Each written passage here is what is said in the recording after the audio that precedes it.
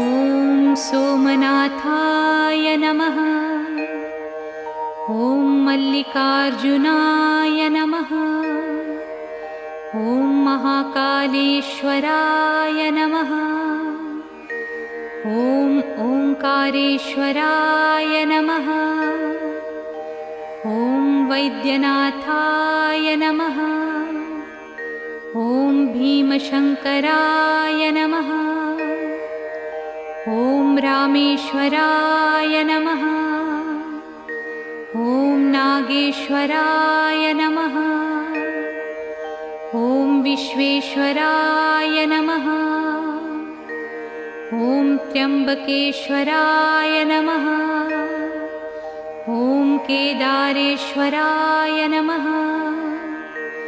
ॐ भुस्मेश्वराय नमः।